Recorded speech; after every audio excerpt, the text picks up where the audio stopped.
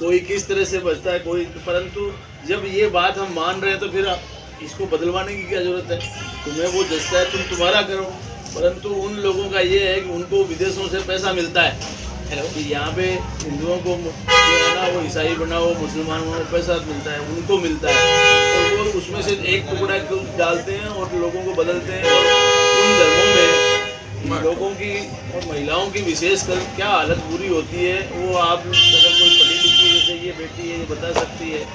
आप लोग जब बैठो तो बताना इनको कि वहाँ कैसे कैसी परिस्थितियों से गुजरना पड़ता है। तो अपने को इस पर कायम रखना, कोई आए तो उसको भगा देना है कि हम तो हमारे बाप दादा जिस रास्ते पे चले उस पर चलेंगे। हमारे तो राम और कृष्ण है, भगवान खुद हैं, उनके तो भगवान के दूत बन के आए हुए अपने तो भगवान श्री कृष्ण। महाभारत में उन्होंने कहा कि मैं ईश्वर हूँ और उन्होंने अपना विराट रूप दिखाया। और बाकी दुनिया में धरती पर कहीं तो नहीं कहता कि मैं ईश्वर धरती पर आया हूँ, अपने ही श्री कृष्ण है जिन्होंने गीता का उपदेश दिया था। इसलिए इस बात पे कायम रहो, बाकी साधनों में कोई कमी नहीं है, जैसे जैसे बताएंगे। और सेवा के लिए अपने भामाशाह इनके जैसे बहुत हैं, ये भी करेंगे और भी करेंगे, कोई दिक्कत नहीं है। आप तो आगे बढ़ो, अपनी मेहनत से अपना भविष्य सुधारो, समाज का सुधारो, प्रदेश का, राष्ट्र का, भारत का भविष्य सुधारो, है ना। पूरे आत्मविश्वास के साथ, आपको कोई कमी नहीं हो, जात पात पूछे नहीं कोई, हरि को बजेसो हरि को हरि।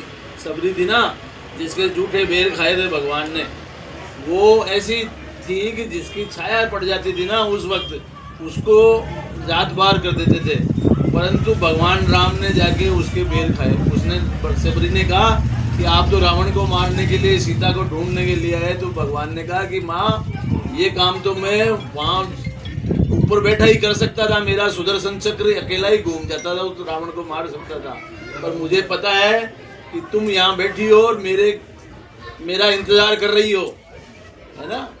तो इसलिए मैं तुमसे मिलने आया हूँ। तो भगवान, अपने भगवान वो हैं कि वो जो जात और पात कुछ नहीं पूछते हैं, वो केवल भक्ति और भाव देखते हैं कि अपने मन में क्या भाव है।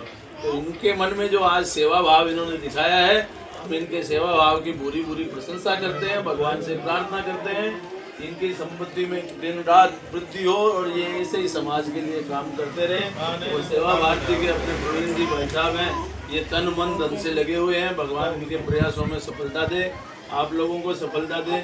इसी शुभकामना के साथ हम चाहते हैं कि भाई ये एक आप सब लोग एक बार खड़े होकर ये मशीन को ग्रहण करो ना, ताकि इसका प्रचार हो ना, तो और जगह भी महिलाएं काम करेंगी और दूसरों के ऊपर भी देखने से फर्क पड़ता है ना।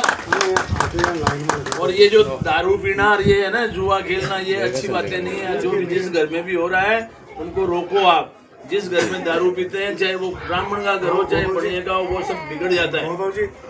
अच्छा मेहनत का पैसा जो खाएगा उसकी संतान भी अच्छी होगी, भगवान उसकी पूजा भी स्वीकार करेंगे। शुद्ध मन होना चाहिए, शुद्ध अन्न होना चाहिए।